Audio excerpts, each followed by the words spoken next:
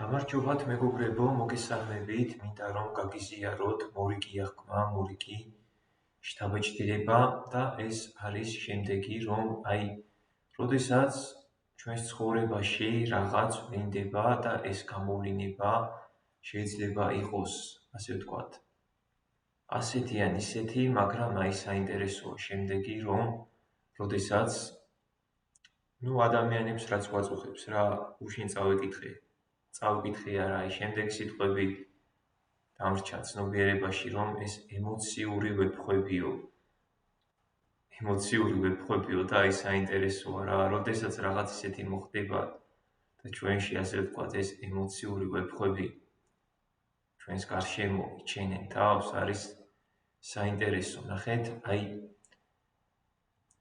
საბოლოო ჯამში, ხო, როდესაც ამბობენ, რომ სულიერი სამყარო, სულიერი განზომილებებიო, ასე და ისევ, იქ არის და გვაქვს თავისუფლება, მაგრამ რისი თქმა მინდა, ნახეთ, როდესაც თუნდაც ელემენტარულის გეტყვით, ადამიანს ხვდებით, ხო, დიდწილად პროცესი როგორ იმართება? პროცესი იმართება, როგორ თქვა, მექანიკურად, ხო, იდეაში, ინერციით და ეს ასეც უნდა იყოს, აქ ასე და ამ ფორმით ვლინდება.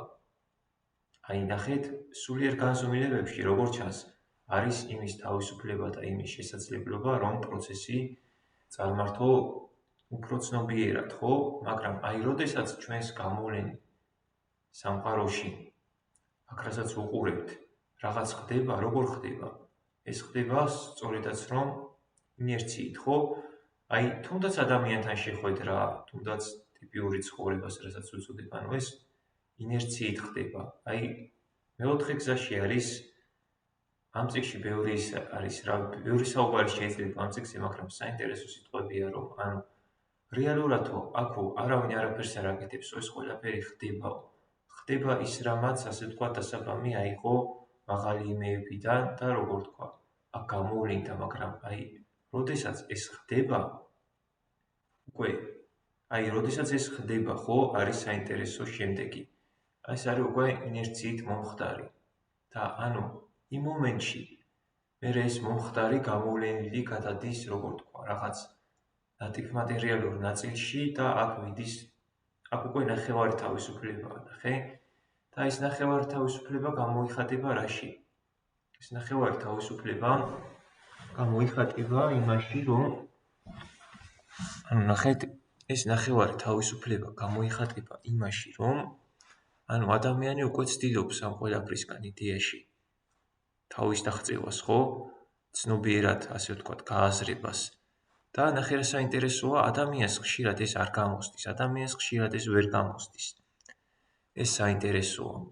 მაგრამ საინტერესოა შემდეგი, რომ ეს ხდება იმიტომ, რომ როდესაც ამ ნატიფმატერიალურ ნაწილშია, აქაც არ არის ჯერ, ასე ვთქვათ, გადასული ეს ყველაფერი სულიერ განზომილებებამდის და საინტერესოა შემდეგი, როდესაც სულიერ განზომილებებამდის მივა, სწორედაც რომ მაშინ გაცნობიერდება ის ყველაფერი, ასე ვთქვათ, რაც გამოიარა, როგორც გამოვლენილთან შემდეგ ამ ნატიფმატერიალურიდან კი სულიერ ნაწილში. საინტერესოა ეს ყველაფერი. ეს არის პროცესი, გზა, რომელიც უნდა იქნეს განვლილი.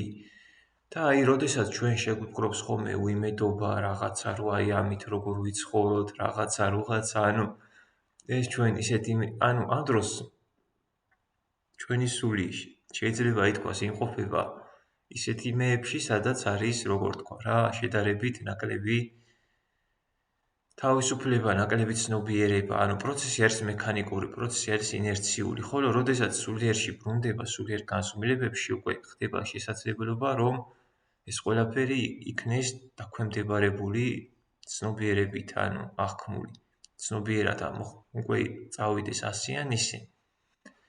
და ამიტომაც ჩვენ ეს უნდა გვესმოდეს, რომ როდესაც ემოციური ვებხვები გამოჩნდებიან, საქმე გვაქვს ნატიფმატერიალურთან, რომელიც შემდგომში უნდა გადავიდეს სულიერში.